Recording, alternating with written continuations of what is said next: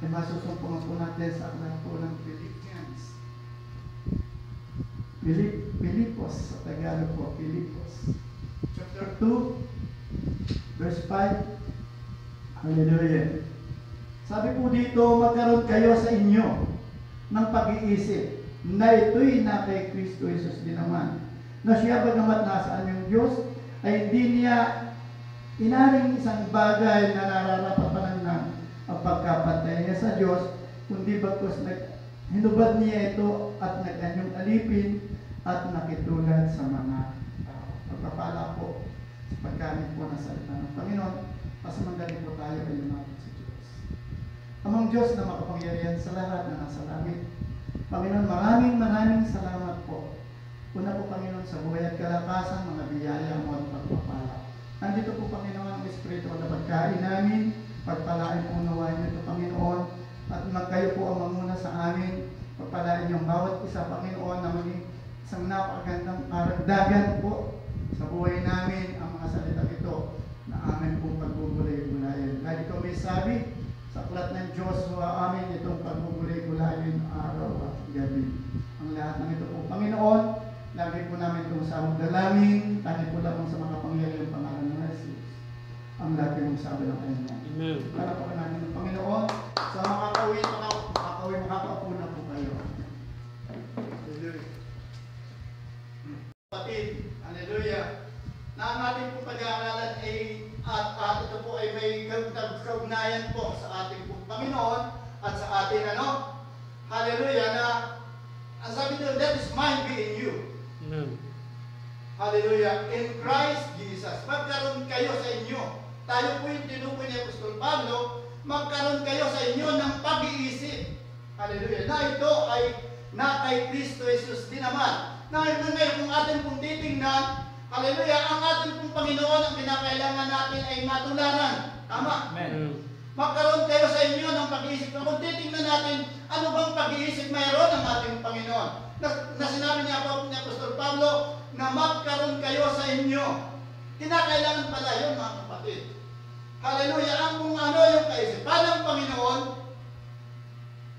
kinakailangan natin maging kaisipan. Amen.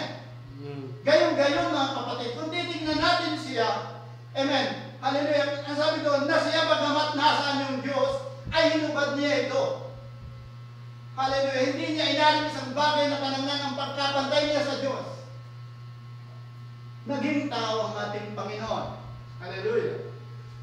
At sa katunayan, mga kapatid, ang ating Panginoon habang siya nabubuhay, ay may ginagampanan ng Panginoong Jesucristo ang utos ng kanyang Ama. Amen. Dahil siya ay merong tungkulin na dapat ay gawin. Dahil siya nga yung Diyos na nagkatawang tao. Ang sabi ng ating Panginoon, let His mind be in you in Christ Jesus. Magkaroon kayo ng pag-iisip. Ang kaisipan ng ating Panginoong Jesucristo na bagamat siya yung Diyos. Hallelujah. Ang ginawa niya ito, hinubad niya yung mga bagay na yun na kanyang pagka-Diyos. At nakitulad sa ating mga tao. Tama, no? Hallelujah. Kaisipan natin, mga kapatid, yung kung ano tayong tao, ganun din ang ating Panginoong Jesucristo. Ang ating Panginoong Jesucristo ay nagtrabaho din. Tama? Naghanap buhay siya. Amen. Kasama siya ng kanyang ama na si Joseph. Hallelujah. Nakabasa po ako ng isang quote ng prophet tungkol po sa ating Panginoong Jesucristo. Kaya pala sinabi sa akin ng ating isang pastor na yumao, who is that? Pastor Ruel. Amen. Nasabi, ang indok palad ng ating Panginoong Jesucristo nung panahon ako ay nag-uuling.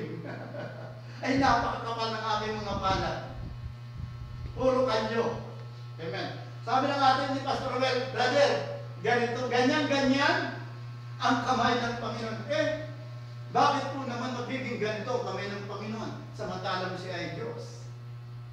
Kapatid, ang Panginoon Diyos, ang ating Panginoong Jesucristo, nung pagkakataon siya ay makapalang palad, siya po ay tao. Hindi siya Diyos naman.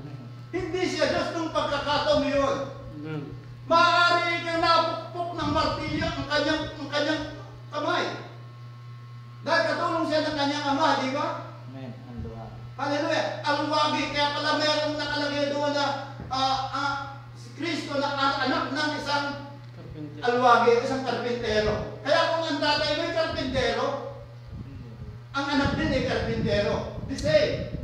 Wala po itong pinagbabago. Kaya pala yung aking mga anak, hallelujah, dinanas kung ano yung dinadanas ko. Nung ako ay bata, nung ako ay bago mag-asawa, hallelujah, ang hanap buhay ko'y magpuling, hanap buhay ko'y mag-isda, hanap buhay ko'y mga pa ng isda. Amen. At lahat ng hanap buhay sa dagat, amen, ay akin pong naranasan. Ang manakab, naranasan ko po yan. Kaya pala ganun din ng aking mga anak. Lahat ng kung ano ang aking naging trabaho, ay gayon din naranasan ng aking mga anak kung ano ang aking naging trabaho.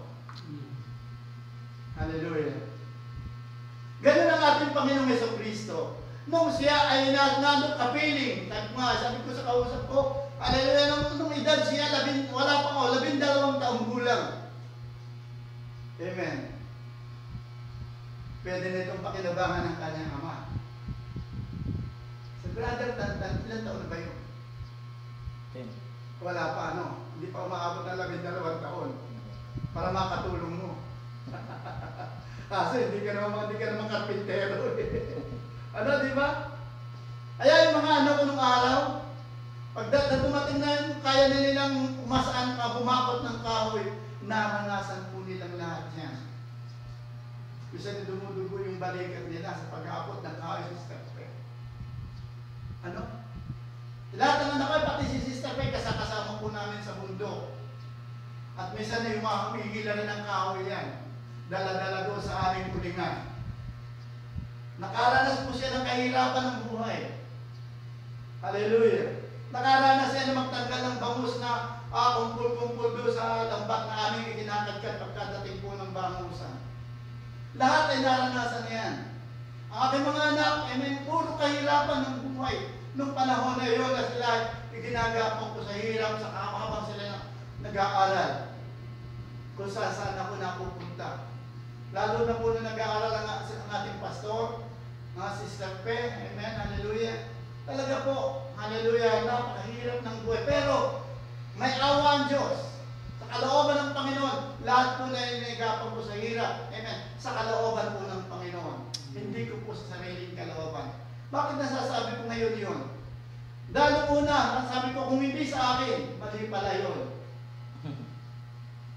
Kundi sa kalooban ng Panginoon. Kailan ito natin naintindihan? Nitong dumating na ang mensahe sa ating mga kapatid, doon natin nauunawaan ng mga bagay na kung ano ang ginagawa ng ating Panginoon nung panahon na siya ay nasa katawang tao. Lahat ng hirap nadanasan ng ating Panginoon. Bakit? Meron siyang Bakit ginawa ng ating Panginoon yun?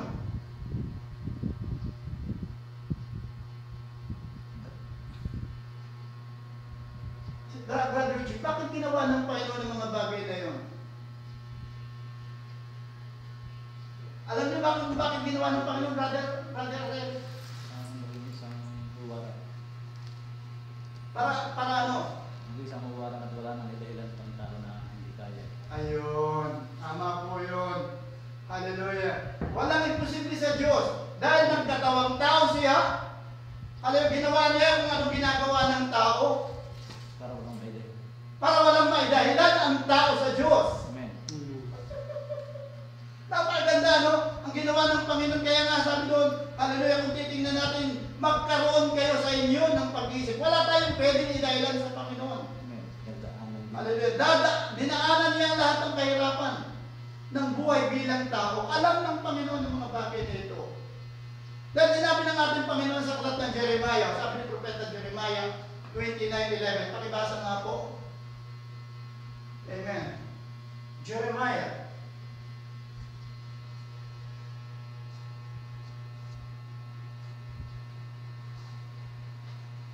Ito po, 29:11.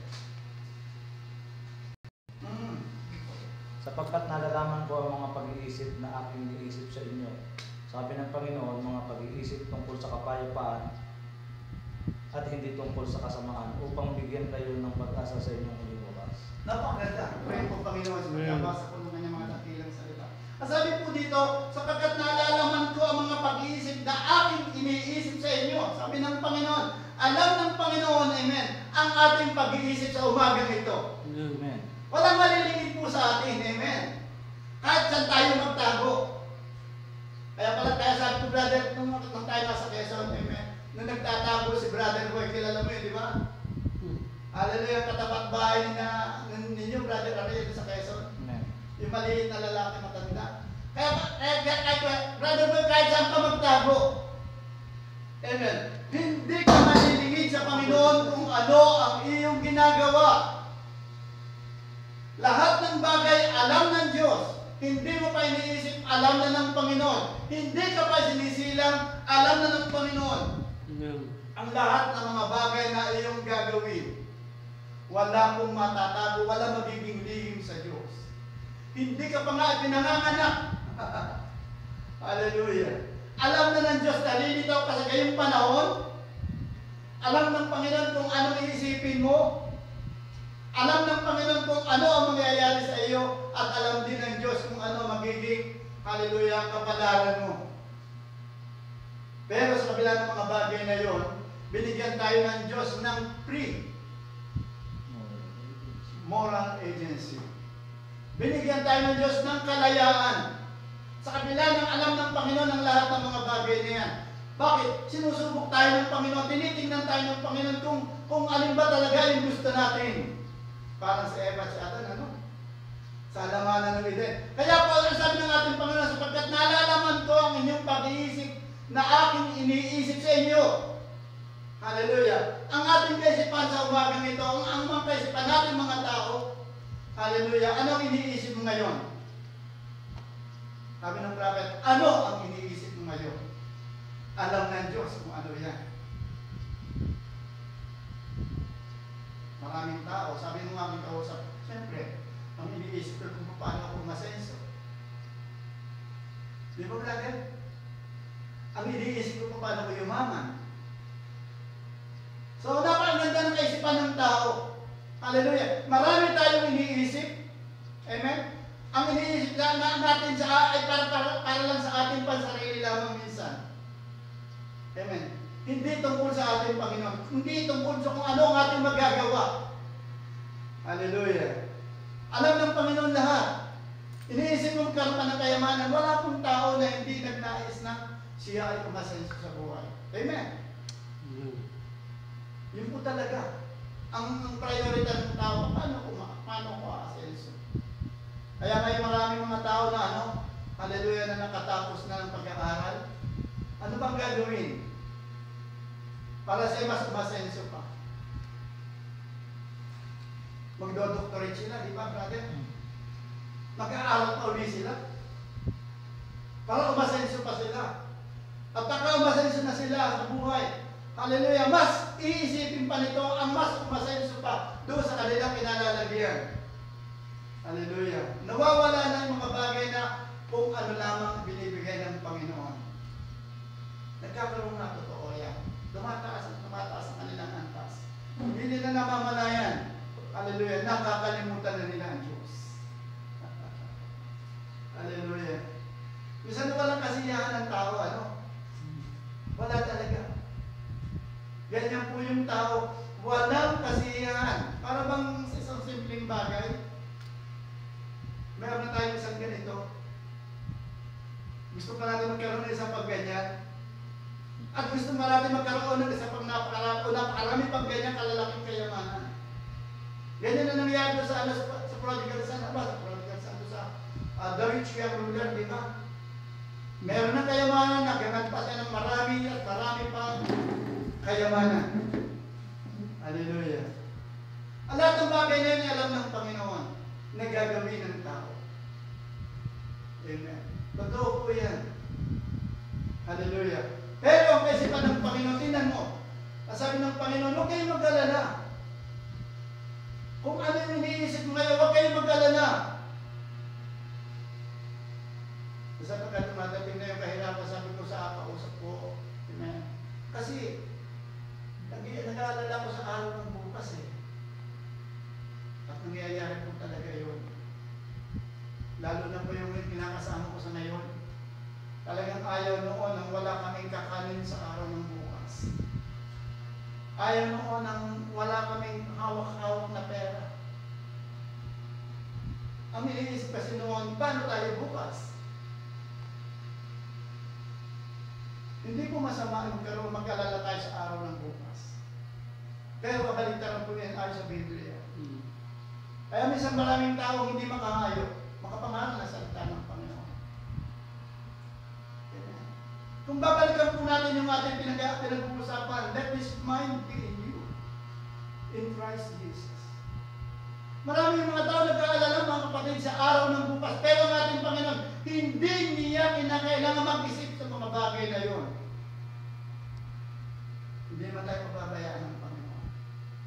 Bahala ang Panginoon. Lagi po kung ganyan. Bahala ang Panginoon. At sa awa po ng Panginoon, hindi kami napapabayaan ng Diyos. Kapag kami wala ngayon, hindi aabot yung gabi magkakaroon. May dadating at may dadating sa amin na biyaya at pagpapala. Amen. Dahil titiwala po ako sa Diyos. Hallelujah. Ganun po mga kapatid. Hallelujah. Ang tao mga kapatid, lagi nag-aalala yan. Sa araw ng bukas, kung ano ang kanilang kakanin. Sabi ng Panginoon sa aklat ng Mateo, hallelujah, mas na niya mga ibon. Amen. Mga ibon po yun. Hindi sila nagtatanim. Hindi sila gumagapas. Pero sila pinakakain ng Panginoon. Gaano pa tayo? Hallelujah. Minsan doon tayo nagkaalala. Nandun po yung kaaway lagi, mga kapatid. Nandun ang kaaway na siyang tutuksuin lagi tayo. Bukas wala tayong kakanin. Bukas wala tayong iinumin. Amen. Ano sa araw wala sa aming bahay? Nawala na kami ng tubig, yung mineral water sa pagkain. Alalang-alala siya. Wala tayong iinumin. Hallelujah. Na kailangan pakulo tayo ng tubig. Ganun po kasi yung tubig doon eh. Pagka hindi mo pinakulaan, maalat talaga. Okay tayo, pakukuloy pa namin. Tubigin namin ng yelo. Amen. Tubig pa rin. Hallelujah. Alalang-alala po yan. Ang tao po ay ganyan. Kahit anong game mong pangangaran, kapag ang tao ay doon nakasentro ang kanyang kaisipan. Hallelujah. Pero ang ating Panginoon, hallelujah, ganito ang gusto mangyari sa atin ng Panginoon. Babalikan po natin ang Philippians. Hallelujah.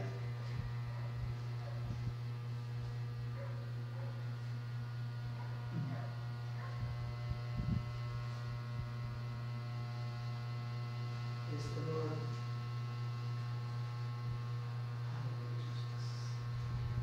Magkaroon kayo sa inyo ng pag-iisip na ito ay na kay Kristo Jesus din naman. Bakit ang kaisipan ng Panginoon kahit siya ay, hallelujah, kung ano nangyayari sa kanya, sabi dito, na siya bagamat nasa anyong Diyos, ay hindi niya isang bagay ang pagkapantay niya sa Diyos, kundi bagkus inuban niya ito at nagkanyang alipin na nakitulad sa mga tao. Ano ginawa ng ating Panginoon? Hallelujah, na siya. Diniretso na po, sinasiya bagamat nasa aming Diyos. Hallelujah, mataas ang kanyang kalalagayan bilang Diyos. Hallelujah. Hinubad na ang mga bagay na ito. Nag-anyong alipin. Kung titingnan po natin ang isang alipin, amen. Ano ba yung tsura ng alipin? Brother Richie. Ano ba ang trabaho ng isang alipin? Utusan. Tama po yan. Pagka po ang ibig sabihin ng alipin, utusan, sunod-sunuran sa kanyang amo, kanyang bossing. Hindi pwedeng sumuway. Alipin di ba? Hindi ka pwedeng sumuway sa iyong amo, sa iyong boss. Nag-anyong alipin, amen. Kaya nga nung siya maging isang karpintero, meron siyang boss, meron siyang foreman, o meron silang engineer na dapat ay sundin. Amen. Dahil siya utusan. Amen. At gumawa ka ng kunya. Alam mo yung kunya yung sa kahoy? Hallelujah. Kumuha ka ng tabla. Kumuha ka ng ganito. Kinakailangan sundin niya ng ating Panginoong Jesucristo. Amen. Kung hindi niya ito susundin, hallelujah, malamang matatagal siya sa trabaho. Totoo yun, di ba? Siya kasi isang alipin, nag-anyong alipin, na hindi na nalaman ng mga tao na yon na umalipin sa Panginoon, siya yung Mesaya.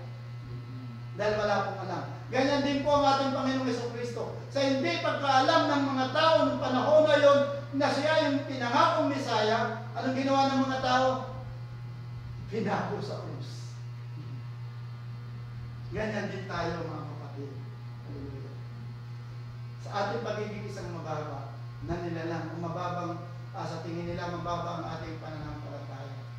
Kahit mangaral ka ng mangaral, hindi ka nila iintindihin. Samantalang tama naman yung iyong pinapangaral. Hindi makikilala kung sino ka.